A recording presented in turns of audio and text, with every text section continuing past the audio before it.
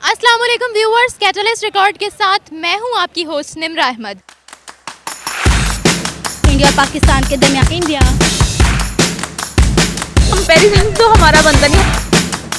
You are watching Catalyst Records. आज हम बात करेंगे रेलवे स्टेशन पर कवच, जो कि उनके ट्रेन्स वगैरह में यूज़ होगा। रेलवे स्टेशंस में ये सिस्टम यूज़ होगा और अगर ड्राइवर जो है उसका रेलवे का, अगर वो ब्रेक फेल हो जाए ट्रेन्स की, तो ये ऑटोमेटिक ब्रेकिंग सिस्टम जो है उसको राइज करेगा, जिसकी वजह से ट्रेन्स जो है वो कोलैप्स से बचेंगी, किसी भी किस्म के डेंजर से बचेंगी, किसी भी किस्म के एक्सीडेंट से बचेंगी। ग्रो कर रहा है, हर सेक्टर में ग्रोथ शो कर रहा है और रेलवे सिस्टम को भी जो है रेलवे सिस्टम वाले सेक्टर को भी जो है वो ग्रोथ शो कर रहा है। उसकी भी उसमें भी डिफरेंट किस्म की जो सिस्टम्स हैं वो लॉन्च कर रहा है, जिस सिलसिले में हम पाकिस्तानी अवाम का रिव्यू जानेंगे। अपने रेलवे स्टेशन में कवच का सिस्टम ऐड करने जा रहा है, जिससे उनकी जो ट्रेन हैं वो कोलैप्स से बचेंगे, किसी भी डेंजर से बचेंगे।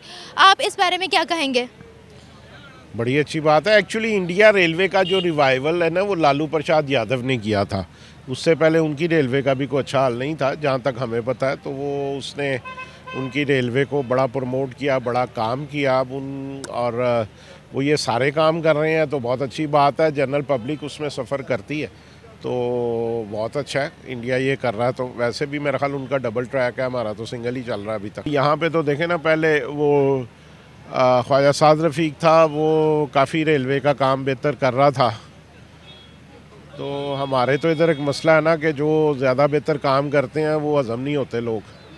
तो वो फिर जनाब इज़्ज़त मुआब शेख रशीद साहब आ गए, उन्होंने राज्य के सत्यानाश किया रेलवे का। अब रही सही कसर उन्होंने वो जो आज़म स्वाति साहब है उनको दे दी है।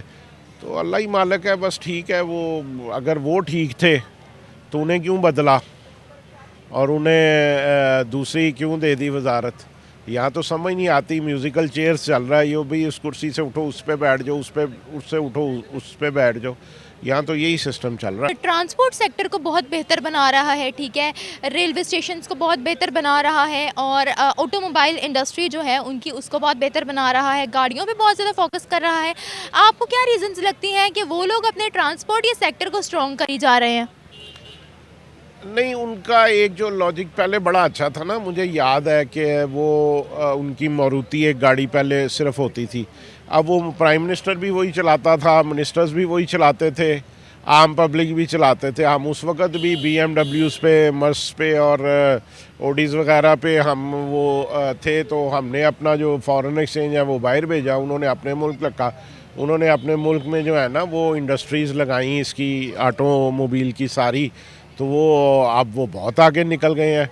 हमारे इधर भी लग रही हैं, ठीक है, लेकिन हमारे इधर क्योंकि मोनोपोली आ जाती है, कंपटीशन नहीं है, कार्टेल बन जाता है, तो पब्लिक को ज़्यादा फ़ायदा नहीं होता। रेलवे सिस्टम है वो बहुत ही आउटडेटेड है। जस्ट टू बी ऑनेस्ट, वो ब्रिटिशर्स बनवा के गए थे, वही ट्रेन लाइंस हैं इंडिया के अंदर भी, पाकिस्तान के अंदर भी। Just to let you know कि जो सबसे ज़्यादा इंसिडेंट्स होते हैं वर्ल्ड ओवर के अंदर, वो सबसे ज़्यादा इंडिया के अंदर होते हैं ऑफ ट्रेन्स के।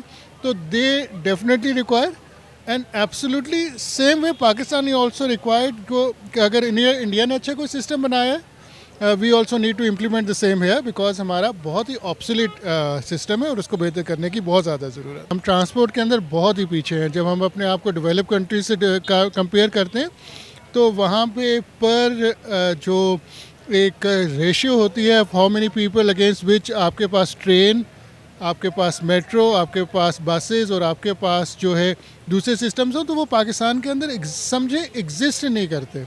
तो same is the situation in India also, but वहाँ का थोड़ा सा हमारे से बेहतर है बस सिस्टम। हमारे यहाँ के अंदर अभी उसके अंदर और भी ज़्यादा कमी है।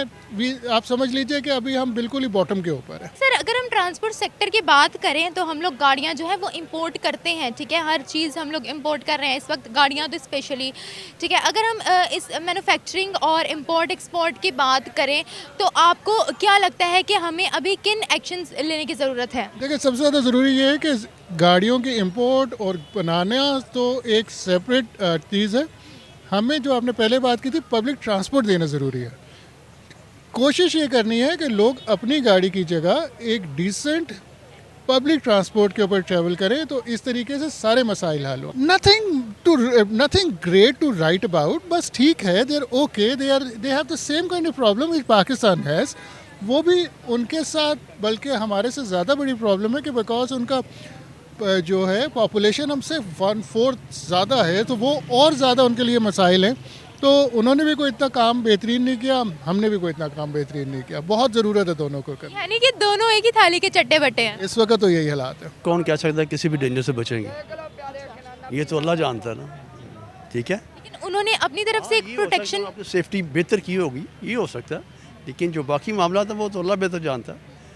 हादसा होना किसी का भी होना, अब इतने well developed countries Japan, China, जहाँ भी देख लें आप, पूरा यूरोप में देख लें, हादसा तो होते हैं, लेकिन हाँ उनके अगर उन्होंने डेवलपमेंट किया तो अच्छी बात है। हमारे लिए बहुत शर्म की बात है कि वो इतने ज़्यादा एडवांस हो रहे हैं टेक्नोलॉजी में और हम उनसे पीछे रह रहे हैं।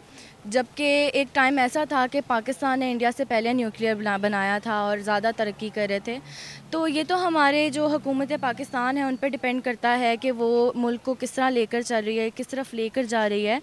And it's not just India, अगर वो हमारी नेबर कंट्री, इसलिए हम कंपेयर करते हैं हमेशा कि इंडिया और पाकिस्तान, तो उसके अलावा जापान, उसके अलावा रशिया, चाइना, बाकी बहुत से ऐसे मुल्क हैं जिन्होंने बहुत ज़्यादा तरक्की कर ली है। एंड बहुत अच्छी बात है कि इंडिया ने ये जो है कारकर्दगी दिखाई है और it's very surprising, so we should see and learn from them now. अच्छा मुझे बताएं, अगर हम ट्रांसपोर्ट सेक्टर की बात करें तो आप कैसे डिफरेंस करेंगी पाकिस्तान और इंडिया का?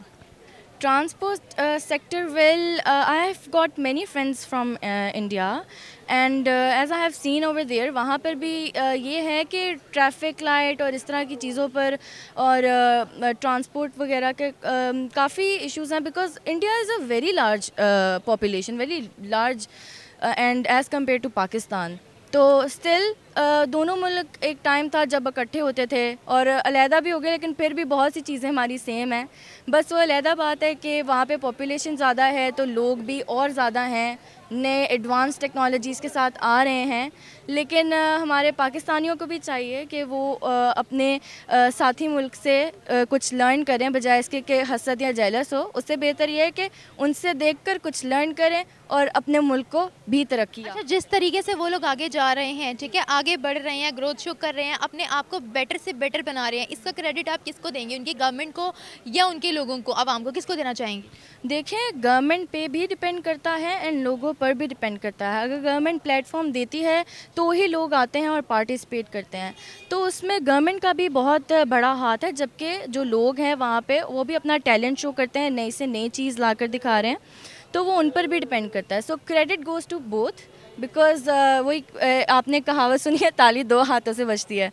सो वही हिसाब है कि वो भी गवर्नमेंट भी एंड वहाँ के लोग भी।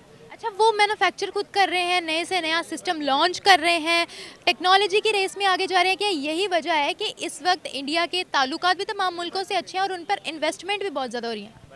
ऑब्वियस सी बात है कि जो कंट्री अपना बेस्ट दिखाएगी और अपने आप को ज़्यादा मज़ीद डेवलपमेंट की तरफ लेकर जाती है, तो फिर साथ ही जो बाकी मुल्क हैं वो उनसे इम्प्रेस होते हैं और कहते हैं कि हाँ, आने वाले वक्त में हमें इनसे कोई फ़ायदा हो सकता है। तो फिर ऑब्वियसली वो उनको ही ज़्यादा प्रेफर करेंगे as compare to those countries के जो कोई डेवलपमेंट नहीं लेकर आ रही। अब आप यहाँ पर पाकिस्तान के हालात ही देख सकते हैं कि जब से हुकूमत चेंज हुई है, महंगाई भी ज़्यादा हो गई है, हालात और ज़्यादा बदतर हो रहे हैं, और अगर ऐसे ही चलता रहा तो आने वाले वक्त में लूट मार और कत्ल आम बहुत ज़्यादा आम हो जाएगा। सो हमें चाहिए कि हम उनसे देखें, लर्न करें, सीखें, और हुकूमत पाकिस्तान को चाहिए कि वो लोगों को प्लेटफॉर्म दे ताकि वो अपना टैलेंट शो कर सकें और मुल्क के लिए कुछ कर सकें। व्यूअर्स, ये थी हमारी आज की वीडियो। मैं उम्मीद करती हूँ आपको हमारी वीडियो पसंद आई होगी, आपको लोगों के रिव्यूज़ पसंद आए होंगे। अगर आपको हमारी वीडियो पसंद आई है तो कमेंट बॉक्स में लाजमी हमें मेंशन कीजिएगा, और अगर आप हमसे कुछ शेयर करना चाहते हैं तब भी कमेंट बॉक्स में लाजमी शेयर कीजिएगा। इसी के साथ मुझे दीजिए इजाज़त, मैं मिलूँगी आपसे एक नए वीडियो, एक नए टॉपिक के साथ। तब तक अल्लाह हाफ़िज़।